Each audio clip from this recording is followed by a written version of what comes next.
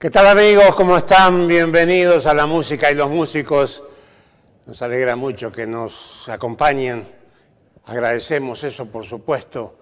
Hoy vamos a charlar con un gran acordeonista, compositor, excelente músico,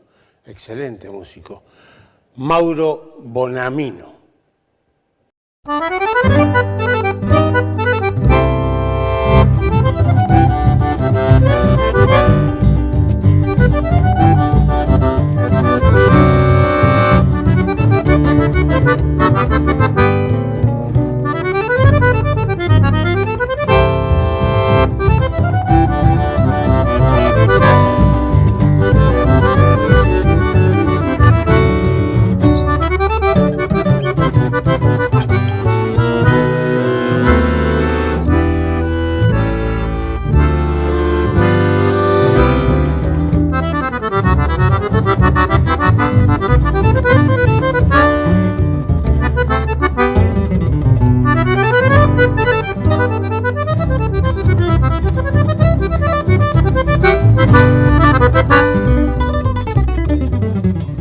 Hoy, amigos, vamos a charlar con Mauro Bonamino, un músico, muy buen músico, joven, gran acordeonista, compositor.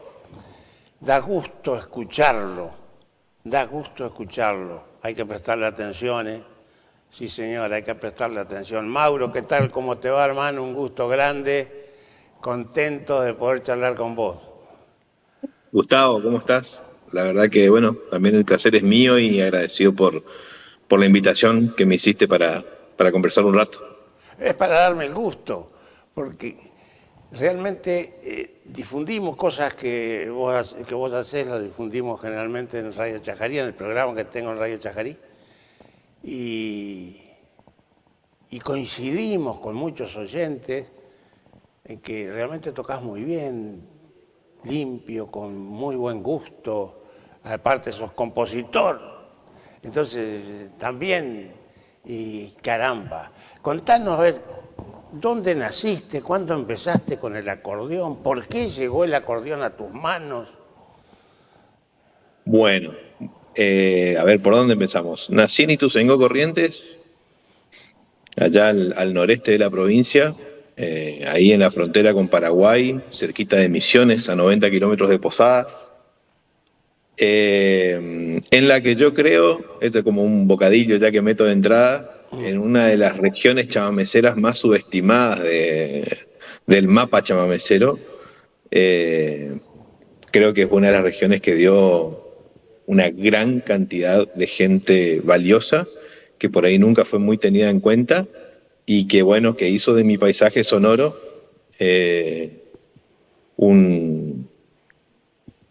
hizo con eso un sinfín de sonidos, un sinfín de paisajes, un sinfín de recursos para ir construyendo de a poco el sonido que yo fui buscando. Digamos, vengo de una cuna chamamecera, mi abuelo es acordeonista, lo tengo todavía conmigo, gracias a Dios, Secundino Martínez, que bueno, él digamos que integró también muchos grupos en la época dorada, en los años 58, en los años 60, grabó con mucha gente, con Isaco, con Ramón Méndez, con muchos otros artistas, con Mauricio Valenzuela también, formó parte de su embajada en el rancho. Entonces vengo como de una cuna donde el chamamé se respiraba a diario en mi casa, digamos, mucha musiqueada, mucha juntada, y bueno, eso yo creo que me dio la posibilidad de tener de primera mano una información que para mí es muy valiosa, digamos, ¿no? Claro. Que no es lo mismo tenerla que no tenerla, digamos. Claro. Aparte, lógicamente, vos estás hablando, nos estás contando algo que hace que el chamamé ya deje de ser una música para hacer vida. Exactamente. El chamamé, como te digo, en casa no solamente se escuchaba, sino que se tocaba. Mi abuelo viene de una familia de músicos, nosotros somos músicos porque la abuela de mi abuelo era acordeonista. Entonces, la verdad que tuve la posibilidad también en mi casa de ver pasar mucha gente muy importante, como que son importantes para mí, primeramente, Pero lo sé, yo entraba los martes o los jueves a la casa de mi abuela a la tarde y yo sabía que ese día ensayaba la orquesta folclórica y la dirigía Julio Lorma. Eh, entonces era como de repente yo tenía 3 años, 4 años y tenía una orquesta de 13, 15 músicos tocando en el galpón de mi abuelo. Entonces, la verdad que eso fue como el inicio mío, ¿no? Y después el andar y los amigos que uno va encontrando en el camino, de los que uno va adquiriendo un poquito de información de cada uno para ir construyendo uno el mundo propio, ¿no? Pero creo, cosa que vos sin duda estás haciendo y más que bien. ¿Cuándo llegaste por primera vez a grabar? ¿Cuándo entraste en una sala de grabación? Porque tocar habrás tocado desde guricito con todos esos grandes, Dios mío, ¿no? Y bueno, vos sabés que yo empecé a los 4 años a tocar. A los 4 años fue la primera vez que me pusieron un acordeón en serio en el regazo. Primero era juguete. Empecé a tocar a los 4 y a los 6 años le seguía, digamos, de manera estándar, por decirlo de alguna forma, a mi abuelo en las cosas que él me pedía que toque. Entonces empezamos a tocar a dúo. Él me llevaba cuando se podía, me llevaba a tocar con su grupo.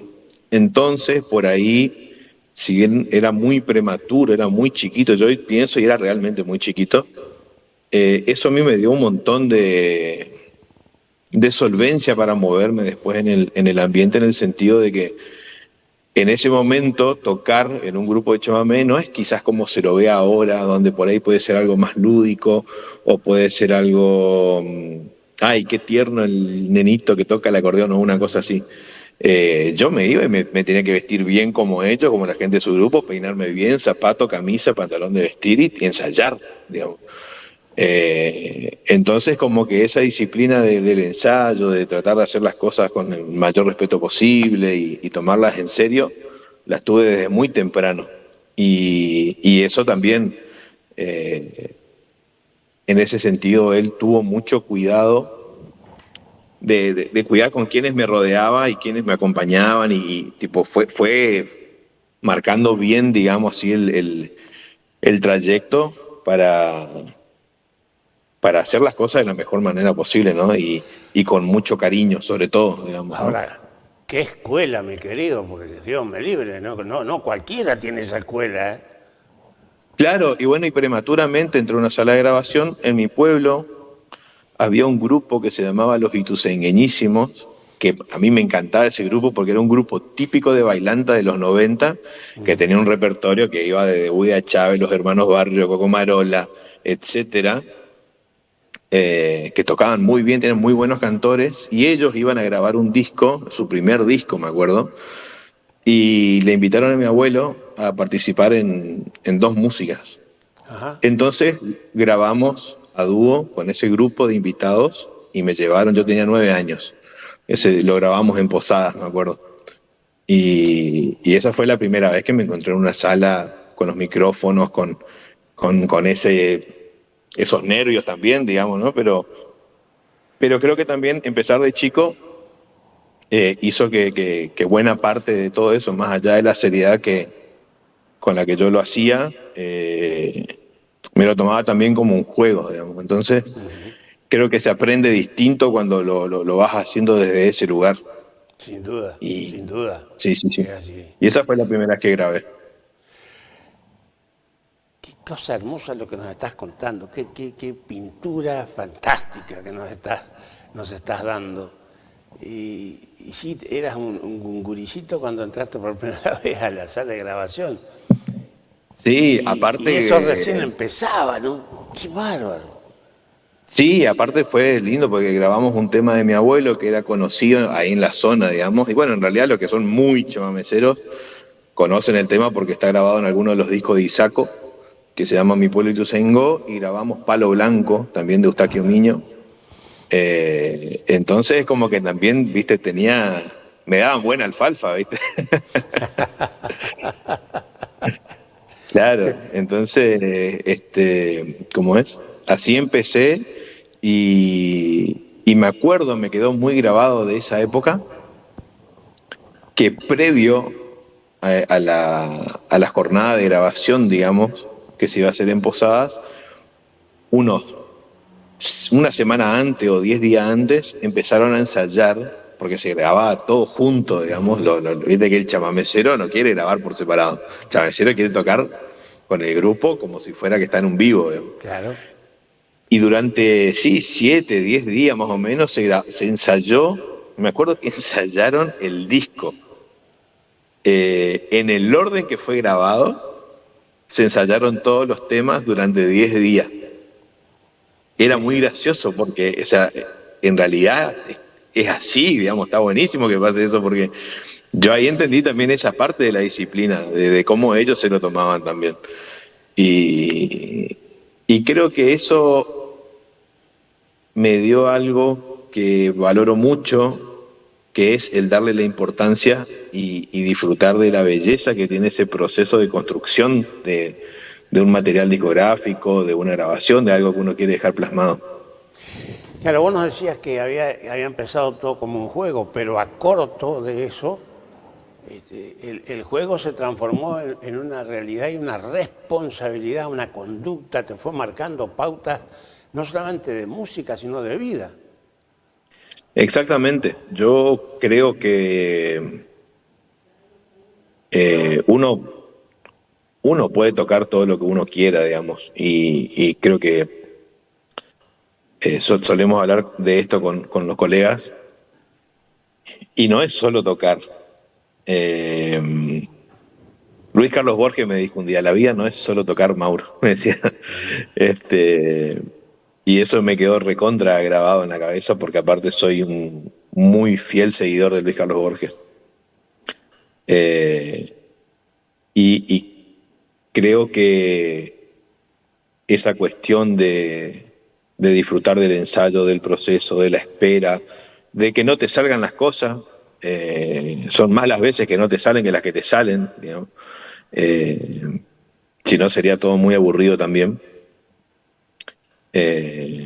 Creo que entender que estudiar un tema o lograr que el dúo se pegue, que el arreglo salga, que es todo un proceso que no hay que arrebatarlo, digamos. Y en los últimos tiempos se ven más cosas arrebatadas que cosas maduradas y creadas con cariño, digamos, ¿no? Entonces, yo creo que esa es una de las cosas que yo más disfruto, de las que me quedó de esa etapa, ¿no? O sea, tocar, vos podés aprender a tocar, o sea, lo vas a estudiar, estudias el instrumento, si tenés conducta, te compras un libro, lo que sea, estudiando, escuchando, copiando, mirando en internet, hoy podés tocar.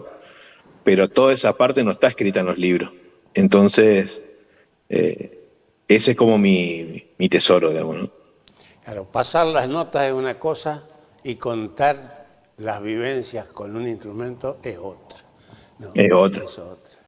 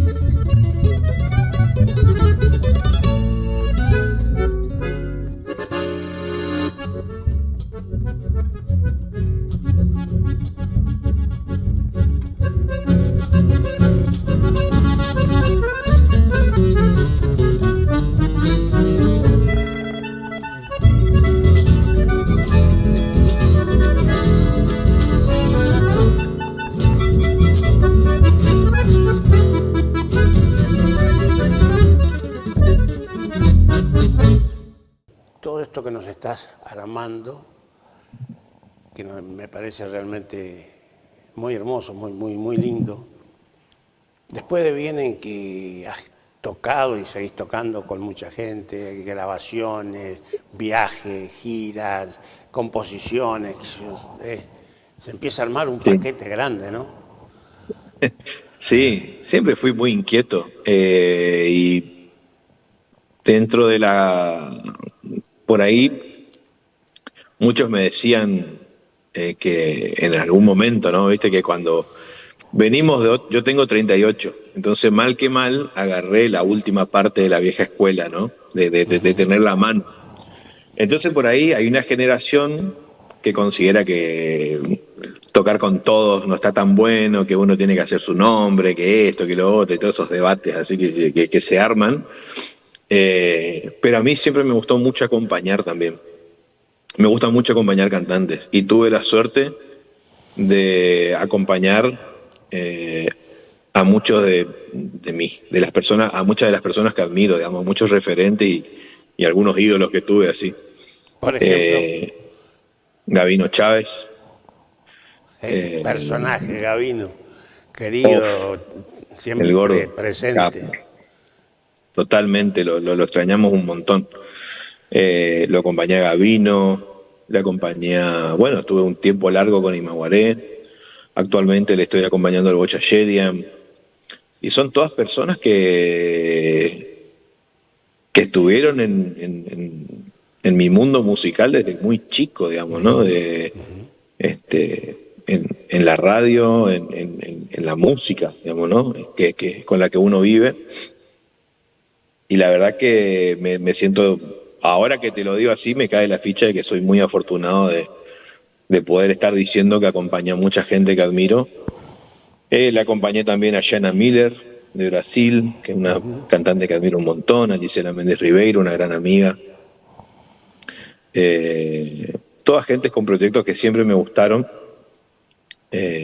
A Rosita Leiva, una cantoraza. Entonces, y si pienso, sigo, te puedo seguir nombrando cantantes que me di el gusto de acompañar. Y la verdad que todo eso, que por ahí se ve, este toca con todos, todo eso en realidad te da un montón de información, te da un montón de herramientas, te ayuda un montón a filtrar información para que la vas adquiriendo también como músico, porque cada cantante tiene su forma, su fraseo, su concepto, cosas a los que uno, si está conectado con la música, tiene que estar atento para que el cantante brille, digamos, ¿no? Claro, porque acompañar es un arte también, porque vos tenés que tocar de acuerdo a lo que canta Y la tocar, figura claro. y que interpreta. Hay que saber tocar lo que la música que está sucediendo te pide. Eso es algo para mí que es de las cosas más importantes que hay que aprender. Yo me acuerdo que tenía más o menos 17 años, 18 años y entré a tocar un grupo de Misiones. En ese momento el grupo se llamaba Fabián Mesa y La Cortada. Un amigazo Fabián y bueno, y los chicos con los que todavía seguimos en contacto. Y me acuerdo que éramos recontra chicos. Yo era el más chico, el más grande era Fabián, que en ese momento tenía 35. Y teníamos uno de los músicos, que era Leandro, el tecladista, Leandro Llani, un amigazo, que él venía de recibirse en Córdoba y todo. Yo recién salía de Ituzaingó, básicamente era como, me estaba empezando recién a romper el cascarón hacia afuera, digamos, ¿no? Y, y en un ensayo yo no paraba de tocar, pues yo estaba acostumbrado a tocar solo, a tocar con una guitarra y tocar repertorio de acordeonista, chamamecero, solista, digamos. Y esto era una banda, éramos 5 músicos que hacíamos un folclore más abierto, ¿no? Y en un momento en el ensayo me dice el tecladista, me dice, Mauro, fíjate si podés tocar un poquito menos. Me dice. Y le digo, sí, sí, no hay problema. O sea, o fíjate si hay partes donde podés no tocar, porque a veces es más difícil aprender a no tocar que tocar, me dijo, ¿viste? Y, Sí, y sí. hasta el día de hoy yo tengo esa charla con él en la sala de ensayo porque me parece súper valioso lo que me dijo, ¿viste? Y ahí empecé a darle artículo a esas cosas, Es a cierto, tocar lo que te está pidiendo la canción. es cierto. Tocar 10 notas, por ejemplo, es bastante más fácil que tocar una.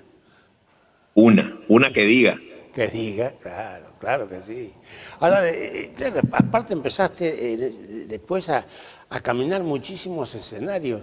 Todos los escenarios son importantes y son buenos, pero en algunos Sí. particularmente uno se siente mejor o el mensaje que está dejando le parece mejor para esa gente. Contanos algo de los escenarios, a ver. A ver, sobre los escenarios, me parece que siempre el pueblo de uno es un lugar complicado, Sí, porque hay una tormenta de emociones al momento de estar tocando en el lugar de uno, pues están la familia, los amigos, eh, todo lo que, la historia, digamos, ¿no? aparte están los que dicen, pero tan bueno no ha de ser este, yo lo conozco de chiquito.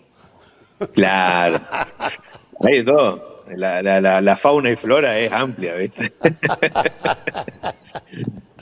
Y pero siempre me gustó tocar, digamos. Igual ahora hace bastante que no toco en mi pueblo, pero eh, siempre es un lugar que a uno lo compromete emocionalmente, ¿no? Después, si te tengo que decir escenarios, otros escenarios así que me hayan sido importantes, mira, me acuerdo cuando todavía se hacía el Festival de Chamamé de Invierno, eh, tuve la suerte de estar convocado en una de las ediciones que todavía eran producidas por Nini Flores y por Aldi Balestra. Y cuando miraba la grilla de artistas que iban a estar en ese momento, esto fue el año 2011, te puedo decir que toqué muy nervioso, pero mandado para adelante. O sea, ese fue una gran noche para mí, me sentí muy bien y el equipo con el que tocamos, los músicos con los que estuvimos en el escenario abriendo la noche, fue todo así como muy redondo, pero de mucho nervio. Pero me acuerdo, fue un escenario que para mí fue importante. Aparte toqué muchas composiciones mías. Que está bueno eso, Y, está bueno. y después, otro escenario importante, de los que se me vienen así como hitos, así en mi camino, fue la primera vez que fui a Europa, que me acuerdo que estábamos en Portugal y yo tenía la oferta, digamos, en realidad, de irme solo y con un guitarrista de allá. Ujú. Y yo dije, puede ser la primera y última vez que me vaya a Europa, entonces yo quiero ir con todo el cuadro completo, vamos todos. Quería ir con un contrabajo, quería ir con la guitarra, todo. Quería que la persona que escuchara chamamé por primera vez sienta cómo golpea. Claro. Entonces, la verdad que estábamos en Portugal, en una ciudad que se llama Famalicão, al norte, cerca de Porto. Y empezamos a tocar y cuando terminamos el show, me bajo y se acerca el productor que nos había dado una mano en esa zona, al que yo le había pasado muchas grabaciones de otras cosas de chamamé para que el tipo tenga referencia de nuestra música. Y, y me dice, Mauro, me dice, me encantó todo lo que me pasaste por internet para que yo escuche esto que lo otro, está perfecto, me dice. Ahora, escuchar chamamé en vivo, así de primera mano, me dice, me dio una cosa así acá en el pecho, me dice el portugués, que es una locura, me dice, como el ritmo, como la cuestión rítmica y el color que tiene nuestra música le hizo sentir algo fuerte en el pecho que él no lo podía describir. Y eso para mí fue como, ahí ya estuvo paga el show para mí. Claro. ¿Y quiénes te acompañaron en aquel momento en esa primera gira? en esa primera gira fuimos con Samuel Rodríguez, Ah, buen guitarrista, en, Samuel. mi hermano de la vida. Samuel Rodríguez en guitarra, delantera y provincia de Santa Fe. Federico Mayuli en el contrabajo, que es un amigo Tiene ahí. relación con Chacarí, Federico. Sí, sí, sí, Mayuli está ahí. Tiene la doble nacionalidad, que libreño, un poco chajarí, un poco libre. Y Marta Toledo, una cantante de Saladas que estaba viviendo en Rosario en ese momento, fuimos los cuatro Qué para lindo, Europa. viejo. Hicimos una Qué linda lindo. gira. Y la gente, porque vos llegaste a un lugar donde la gente no. Habrá habido alguno que había escuchado chamamé que era estopado, pero la inmensa mayoría no. ¿Cómo Vos recibe la sabés, gente que nunca escuchó chamamé? ¿Cómo recibe lo que vos le estás entregando? mira, lo que voy a decir sirve para titulares. Sin ánimo de sembrar discordia, pero voy a decir algo que siempre me pareció y lo compartí con otros colegas y estamos todos de acuerdo. Eh, la gente allá escucha con bastante menos prejuicio.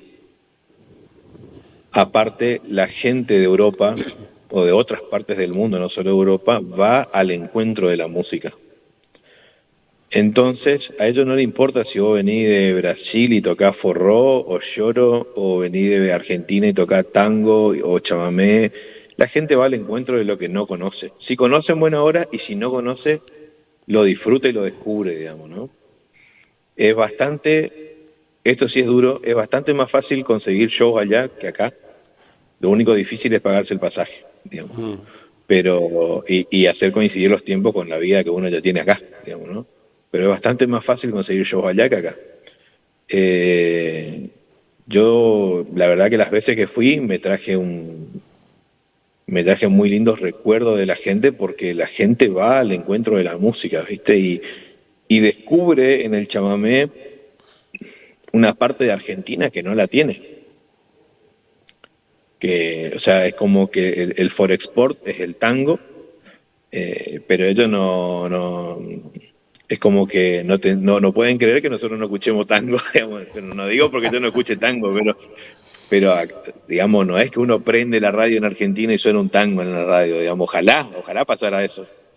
Pero entonces se encuentran con una música que es medio parecida a algo que hecho por los abuelos de ellos, pero que tiene otra división rítmica, pero se usa el acordeón, pero se lo toca de otra manera.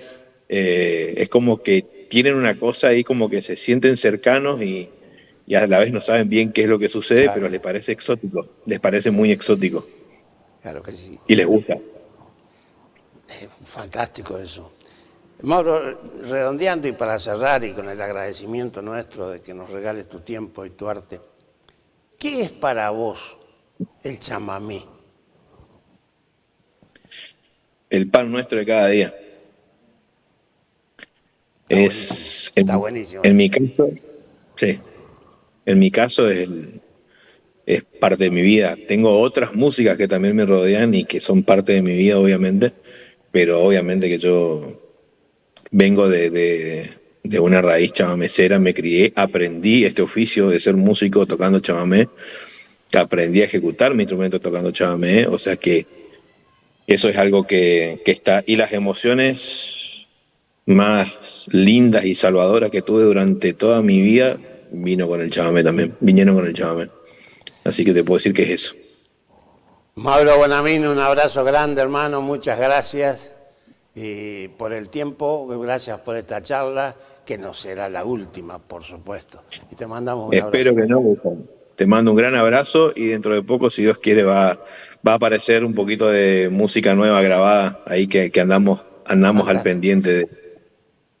La vamos a compartir, sin Dale, un ninguna saludo duda que sí. grande. Muchas gracias, muchas gracias. Saludos. Gracias a vos. Mauro Bonamino, gran acordeonista, gran compositor, hace cosas muy lindas, muy lindas. Mauro Bonamino, préstele atención y no se olvide.